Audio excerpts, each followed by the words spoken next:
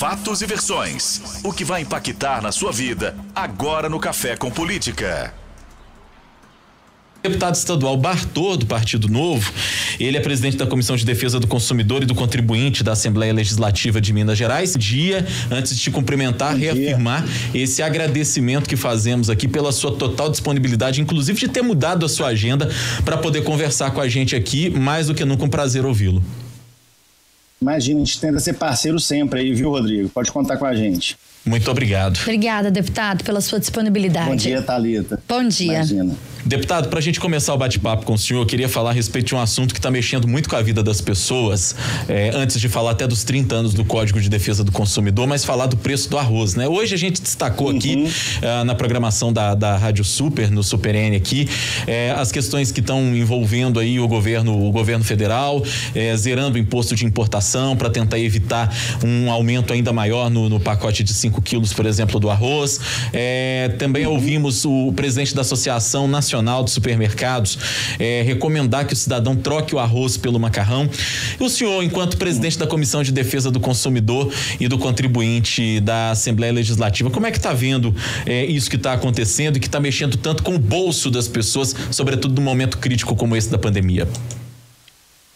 Rodrigo, eu acho que primeiramente a gente tem que entender um pouquinho de como que funciona a economia como um todo, né? Infelizmente, a economia é uma roda muito grande, onde tem inúmeras cadeias produtivas, tanto desde quem vende até chegar, até quem vende quanto quem produz. E todas essas cadeias são construídas ao longo do tempo, com a lei da sobrevivência mesmo do mercado, eles se encaixando, eles se encontrando e buscando as melhores soluções para poder fazer com que o preço sempre baixe, né?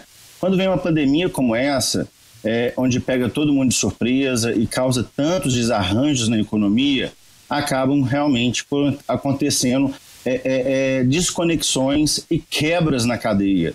Então, toda aquela busca pelo preço melhor ao longo dos anos, ao longo da economia se reestruturando, o livre mercado fazendo sua ordem natural, e você tem toda essa cadeia montada, quando você começa a quebrar ela, você começa literalmente a sentir os efeitos no preço, porque o preço nada mais é do que um termômetro da própria economia, né? Então, é com muito pesar que a gente vê que nossa economia sentiu muito dano, né? Então, por isso que é importante sempre não desassociar economia de vidas, pois economias são vidas, né? E quando a gente começa a perceber que quando você quebra a cadeia na economia, você interfere no preço dos bens e alimentos e as pessoas começam a ter menos acesso, né? Porque toda vez que o preço sofre um aumento, isso faz com que pessoas que estavam comprando ali no limite deixam de comprar, né? E bem no começo da crise da pandemia mesmo, ali logo uns 2 meses aqui no Brasil, saiu um estudo da própria Unicef falando que mais de 1.200.000 crianças iriam morrer por falta de acesso a alimentos e falta de acesso à saúde, né? Os alimentos a gente vê de forma mais clara que quando aumenta o preço, pessoas deixam de ter acesso a ele, né? E na saúde, pessoas sendo desempregadas, pessoas que perdem o plano de saúde, pessoas que param de doar também, né? Deixam de doar alimentos e também até mesmo assistencialismo a essas pessoas.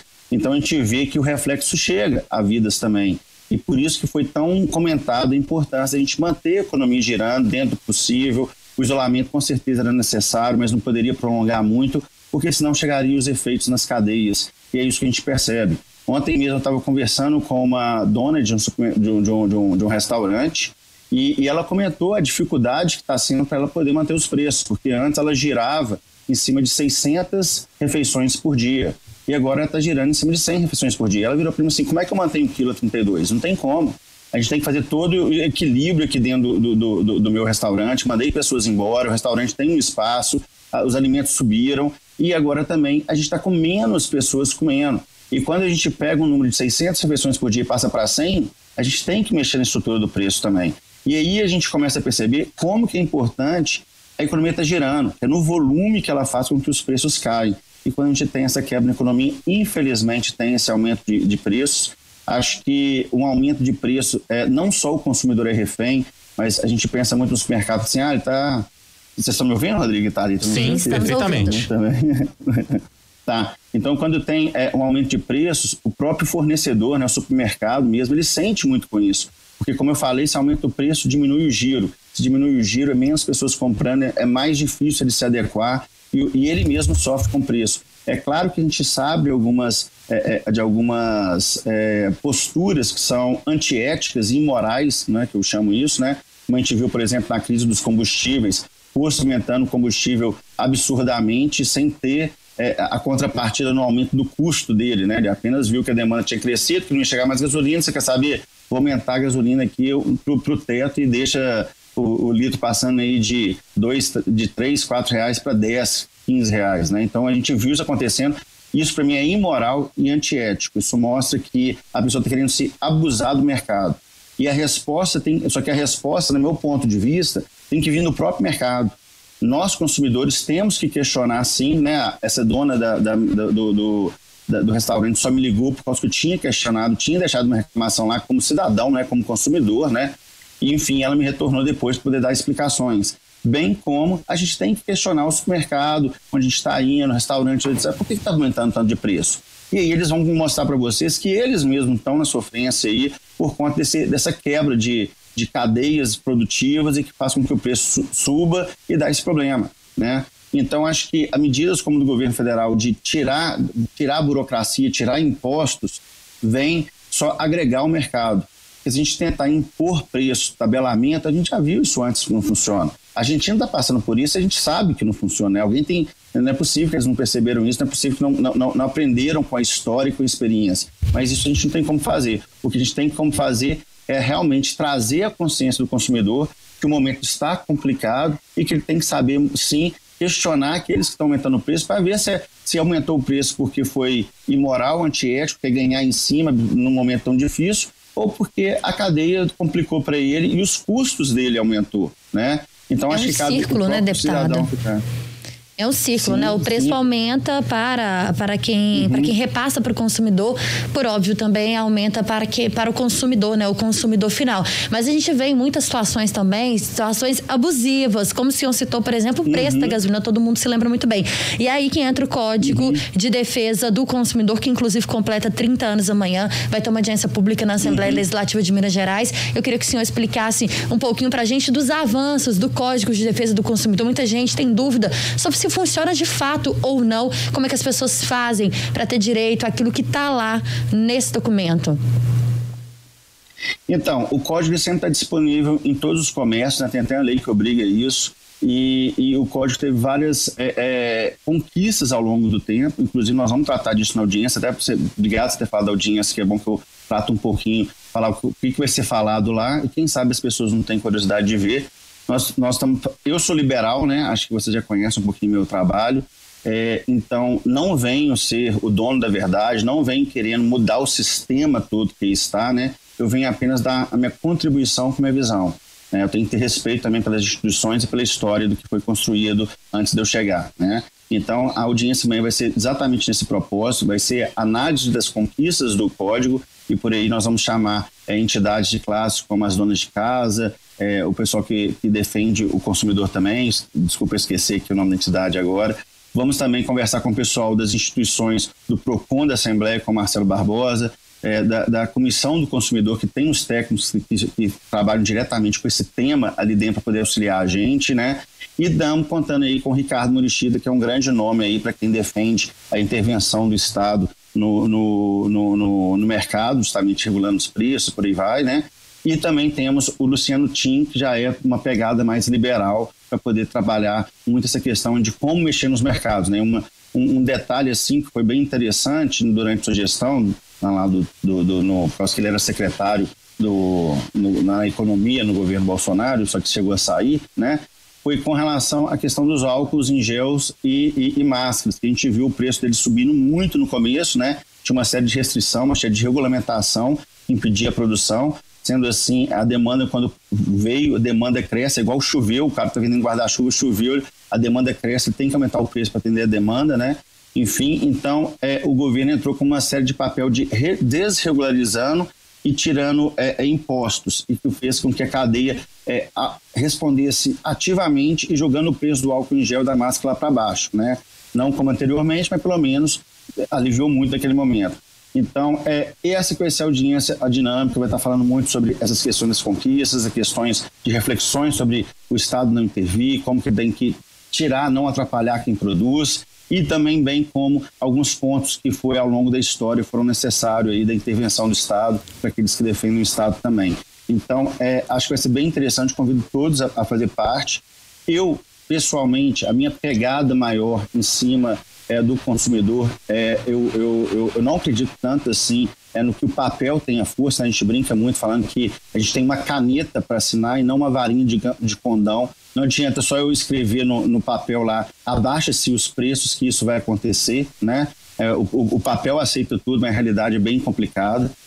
Então, eu sempre defendo cada vez mais a iniciativa do próprio indivíduo de se organizar através de organizações civis, mesmo entidades, associações, clubes, etc., para poder sempre estar monitorando o mercado e cobrando do próprio mercado, e o próprio indivíduo ali, consumidor, entender que o papel dele ele que é o rei do mercado, ele que coloca o dinheiro no mercado, ele que escolhe a quem ele colocar o dinheiro no mercado. E daí o principal direito dele a ser defendido é o direito de escolha. E esse direito de escolha só é plenamente atendido quando há livre concorrência e há diversas empresas no mercado onde que ele possa escolher entre elas aquela que vai atendê-lo melhor. A partir do momento que a gente cria a regulamentação, que nem eu disse, o papel aceita tudo. Eu vou criar uma regulamentação, o mercado vai aderir àquela regulamentação de que forma? Quem é certinho, quem cumpre tudo, vai fazer aquilo. Vai ter um custo maior. Vai ter que contratar contador, vai ter que contratar advogado, e isso atrapalha o pequeno empresário, o pequeno comerciante que quer começar o negócio dele, né? E aí faz com que ele não entre no mercado e o consumidor não tenha opção, né?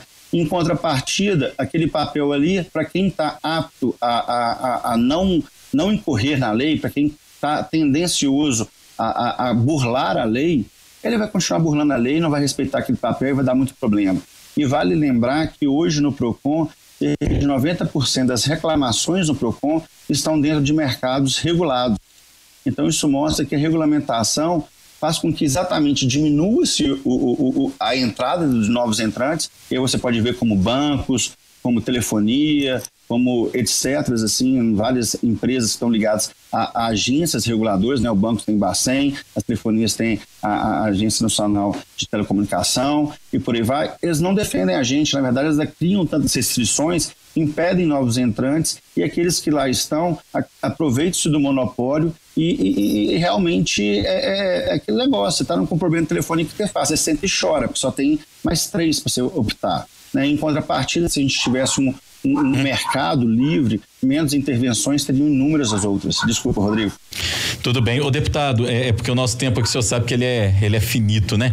O senhor está falando dessa audiência pública que lembra aí dos 30 anos, né, do Código de Defesa do Consumidor. Nesse momento de pandemia, imagino que as atividades serão todas online, né, à distância. Aquele cidadão que está nos ouvindo agora, que tá interessado em ouvir, em participar disso tudo, que acho que é uma boa prestação de serviço para se fazer aqui, como é que ele deve fazer para que ele possa acompanhar, mesmo que à distância, essa discussão, que ela é importantíssima para o consumidor? Olha, a gente está tendo cuidado de fazer através de webinar, né? Todos os convidados serão através de webinar, mas o mesmo procedimento para todas as audiências, tá? Inclusive isso daqui serve até como aviso. Basta entrar no Google, jogar Assembleia de Minas Gerais, vai abrir a página principal da Assembleia e ali mesmo, na página principal, vai ter plenário, audiências, vai ter uma partezinha direita ali, que é só clicar nas audiências que estão como ao vivo, né? Que aí você vai ver ao vivo.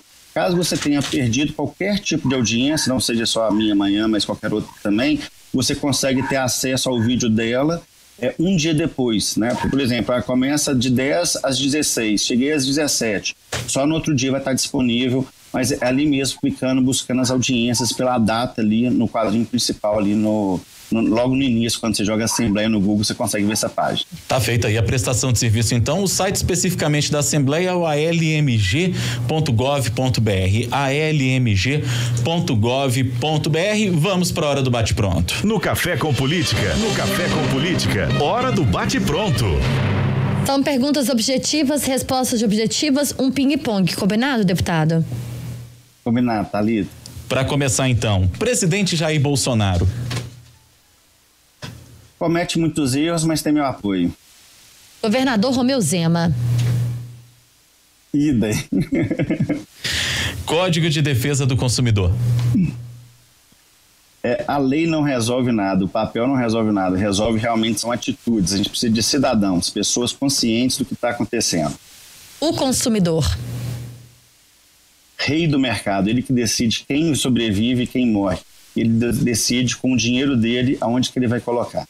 A economia pós-pandemia. Economia não pode ser desassociada de vidas. Economia tem que ser tratada não só pós, mas antes também e durante também. Falaram muito que vidas é agora, economia a gente vê depois, o depois chegou. E com o custo dos alimentos a gente vê que a economia também é vidas. A economia em Minas pós-pandemia. Economia em Minas pós-pandemia encontra-se na mesma situação que acho que todo o Brasil, né? A gente está aí se reencontrando novamente, pessoas discutindo muito a reabertura e ainda o Estado como todo, o município, o Estado, ainda continua travando um pouco. Precisamos de mais reabertura. Deputado estadual Bartô, do Partido Novo, ele é presidente da Comissão de Defesa do Consumidor e do Contribuinte da Assembleia Legislativa de Minas Gerais, foi nosso convidado hoje no Café com Política. O deputado, mais uma vez, muito obrigado por nos atender, por mudar a sua agenda, inclusive, aí, e nos auxiliar. Foi um prazer conversar com o senhor, viu? Eu que agradeço e estou à disposição sempre. Obrigado mais uma vez aí pelo trabalho prestado, tanto você quanto a Thalita. Ótimo dia, deputado. Obrigada pela sua entrevista.